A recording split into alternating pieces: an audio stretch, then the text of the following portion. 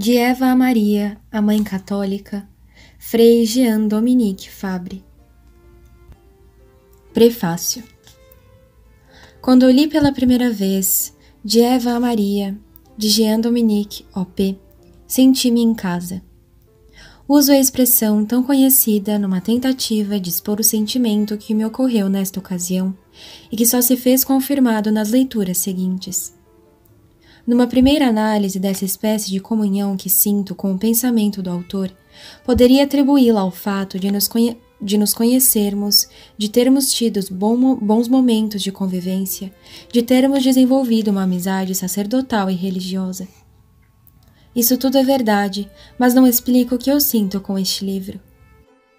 Creio poder dizer que em diversos pontos do seu texto, Jean Dominique expôs seu pensamento com ideias, exemplos, imagens, que eu mesmo costumo usar nas formações que dou para os casais, o que acarreta este conforto, esta comunhão que sinto na leitura do seu livro. Evidentemente, não poderia me limitar na apresentação do livro a este aspecto pessoal. Há outros pontos que contribuíram para a minha agradável apreciação.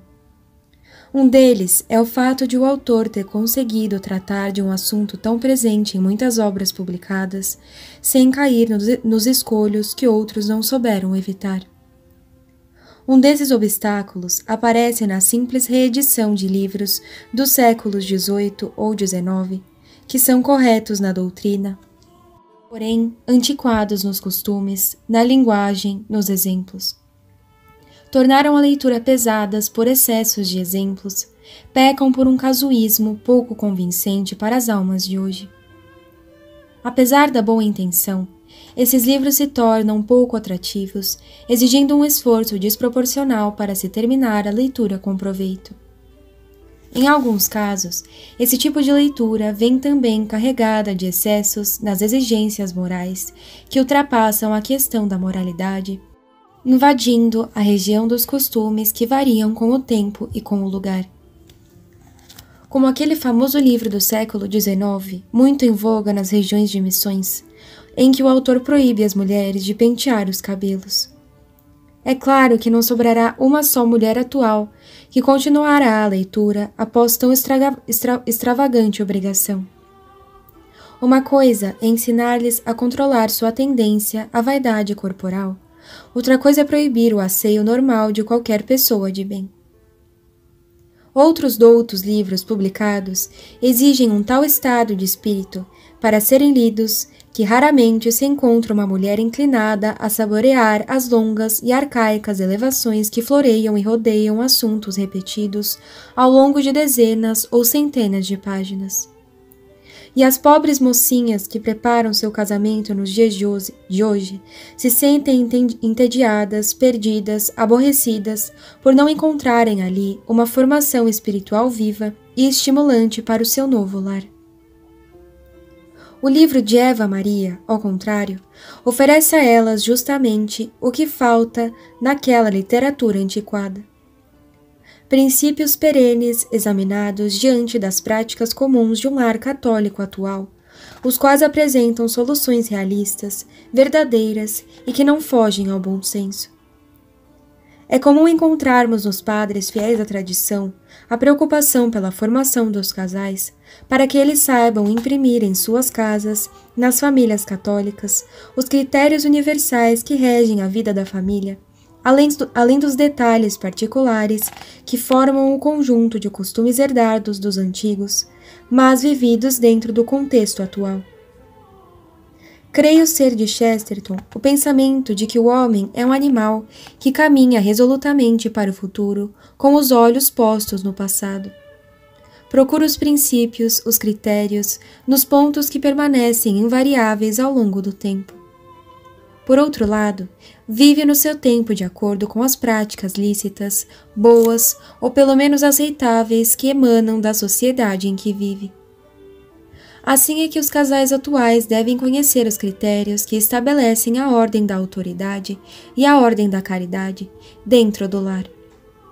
Até onde vai a autoridade do marido? Qual a importância e o limite da autoridade da esposa? Como essa união de autoridades é cimentada pelo amor que une as vontades em uma só? O drama por quem passam os jovens casais é que houve uma solução de continuidade na transmissão desses princípios, outrora ensinados de pai para filho, de mãe para filha. As revoluções que voltaram a eclodir na nossa sociedade a partir do fim da Segunda Guerra, que se acentuaram nos anos 60 pelo excesso de liberdade aclamados por todo o mundo, tiraram dos pais os frutos da boa educação que tinham recebidos de outras épocas mais católicas. A maioria dos homens não percebeu que esse liberalismo criou o monstro social, que 20 anos mais tarde não permitiria mais aos pais ensinarem aos seus filhos os princípios que fundamentam a vida social. A prática das virtudes, o combate ao vício, ao erro, ao pecado, o respeito pelos mais velhos na saudável prática do quarto mandamento, a busca do bem comum, baseada no princípio de que o todo é mais do que a parte, e assim por diante. Muito antes de chegarmos na situação atual de destruição da família, o mundo começou a perceber os abalos sísmicos que se transformariam em terremotos e erupções vulcânicas na vida das famílias na segunda metade do século XX e, sobretudo, nessas primeiras décadas do nosso século. Ouso tomar um exemplo dessas mudanças drásticas na vida social nas campanhas do século XIX pelo direito ao voto por parte das mulheres. Para qualquer habitante do planeta do século XXI, o fato da mulher votar parece a coisa mais normal do mundo. Mas para o mundo dos anos 1800, o voto feminino significa uma quebra da ordem própria da sociedade familiar e da sociedade civil. Sabemos que a literatura ou o cinema exageram a rudeza dos homens da época, pintando-os como machistas e orgulhosos, a fim de formarem a opinião pública no sentido da emancipação da mulher, do feminismo e de outras bandeiras próprias aos esquerdistas. E conseguiram. Do nosso lado, devemos analisar os acontecimentos de modo mais realista, buscando as bases da verdade longe da manipulação espúria desta opinião pública. Uma mulher católica nos dias de hoje, formada pelos critérios da verdade, deve ser capaz de perceber quão artificial é para ela votar. Sendo ela casada, o voto do marido deveria representar o voto dela, visto que os dois estão unidos num único pensamento. Debatem, conversam, buscam as melhores soluções para o bem comum, e a família é assim representada pelo voto do chefe da casa. Isso bastaria para servir de critério na escolha dos governantes. Igualmente para o pensamento dos filhos já mais velhos em relação ao pai. Para as pessoas do mundo sem a Igreja Católica, essa situação parece absurda, pois respiram o liberalismo, do individualismo, que atomiza as forças sociais quando ensinam e agem como se o indivíduo fosse a base da sociedade. Perdem a noção da família como sendo esta base e destroem assim a força de qualquer sociedade humana. Vejam que não estou aqui fazendo uma campanha contra o voto da mulher, longe de mim. O que procuro mostrar é que para uma sociedade melhor estruturada no seu espírito, havia redundância no fato da mulher votar, o que acarretava maiores gastos, maior burocracia e maiores possibilidades de fraudes. Para as mulheres do século XIX, o voto delas seria quase sempre a repetição do voto do marido ou do seu pai. Crescem nominalmente os votos, mas as proporções permanecem idênticas, supondo haver um bom espírito no lar católico que impediria qualquer manifestação das revoltas e ódios que só existem onde não reina a ordem da caridade. Infelizmente, não é apenas neste exemplo do voto que o papel da família foi sendo destruído a partir da Revolução Francesa. Por essa razão, é muito importante que os casais católicos voltem a compreender os critérios da vida da família, que ensinem a seus filhos esses critérios, que garantam a transmissão para os filhos, netos, bisnetos, para o futuro, por mais longínquo que seja, das bases da família católica, tal como concebida no pensamento de Deus ao tirar o corpo de Eva da costela de Adão e de ter soprado a vida nele, apresentando esta nova criatura em matrimônio ao triste Adão que procurava por uma companheira. Ela apareceu em sua vida, sim, no dia em que Deus instituiu o matrimônio. A compreensão de Adão sobre a realidade de Eva é exemplar e ecoa até hoje pelos milênios da vida, dando o critério que tanto falta ao mundo moderno. Eis aqui agora o osso dos meus ossos e a carne da minha carne. Ela se chamará virago, porque do varão foi tomada. Por isso, deixará o homem seu pai e a sua mãe, e se unirá à sua mulher, e os dois serão uma só carne. E podemos completar. Eis que o homem e a mulher se tornaram uma alma, um só pensamento, unidos na verdade e no amor.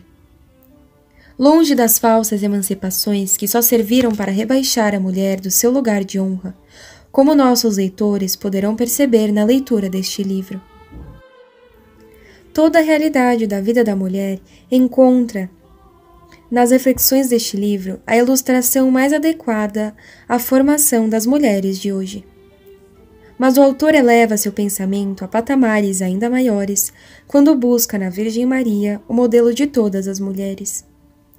Não mais pela beleza natural própria da primeira mãe de todos os viventes, mas da beleza sobrenatural da Mãe de Deus. Com a Virgem Maria, o mistério da alma feminina entra na economia da salvação. Desde a sua concepção imaculada, ou seja, mesmo antes do seu nascimento, a Mãe de Deus oferece para as mulheres o modelo da mulher completa, a que vem resgatar o lugar, a importância, a dignidade perdida por Eva. E o Frei Jean-Dominique resume esta restauração em 2 momentos chaves da vida de Nossa Senhora. O primeiro destes momentos é o que ele chama do Fiat, ou seja, a aceitação por parte de Maria da maternidade divina. Com este famoso "faça-se em mim segundo a tua palavra", ela se torna Mãe de Deus, restaura a obra da maternidade e torna o castigo de Eva uma fonte de graças e de caridade. O segundo momento é o Stabat, ou seja, o sacrifício que aquela mesma mãe oferece junto com o seu filho crucificado, vendo-o morrer na cruz redentora. Mulher, eis aí o teu filho. Filho, eis aí a tua mãe. Eis que a imensa pureza da Imaculada Conceição se alarga num desenvolvimento inesperado da maternidade divina. De Mãe de Deus que era, Maria torna-se a mãe de todos os filhos adotivos de Deus. Por acréscimo, a Mãe Católica é agraciada com a grandeza do modelo que ela encontra na Virgem Mãe e liberta-se da escravidão do mundo moderno que a enganou, fazendo da mulher moderna objeto de sedução, de autonomia e de pecado. Creio poder dizer que o livro De Eva a Maria, do Frei Jean-Dominique Oppé, vem ocupar um espaço ainda vago na literatura católica do nosso tempo. E este espaço será em breve completado por outro livrinho do mesmo autor, O Pai de Família, que iremos também publicar. Dom Lourenço Fleshman, OSB. Apresentação. Certo prelado, assistindo ao enterro de sua mãe, expressou assim o seu pensamento. Deus fez o coração do homem de tal maneira que ele não consiga aceitar ver sua própria mãe morrer. Ele traduzia que, dessa maneira, o sentimento de admiração e de amor que faz surgir em toda a alma de filho o nome de sua mãe. Como pode morrer aquela que me deu a vida? Como pode secar a fonte de tanta dedicação e benefícios? Por detrás da face de sua mãe, o filho sente um poço sem fundo, um tesouro inesgotável. A maternidade será também para ele um mistério admirável. Esse temor reverencial suscitado pela simples palavra mãe aparece nas horas cruciais da existência. Quem nunca ouviu o relato de algum bandido retido no caminho do crime pela lembrança de sua mãe? No exato momento de realizar o ato irreparável, surgiu aos olhos do malfeitor a face de sua mãe, com o espetáculo de suas virtudes secretas e de seus sacrifícios. A mãe ocupa um lugar tão grande na vida de um homem e na da sociedade, que convém considerar por um momento esse segredo para tentar desvendá-lo. Esse trabalho se torna ainda mais urgente, uma vez que a sociedade contemporânea parece manifestar um real desprezo pela maternidade. A queda da taxa de natalidade, o aborto e os meios de contracepção, o ritmo de vida de várias mulheres, a vestimenta e a moral, tudo isso contribui para desnaturar e desvalorizar a vocação feminina. É, portanto, necessário desenvolver às mães católicas e às jovens moças que se preparam para esta missão a noção exata, o amor e o orgulho da sua vocação.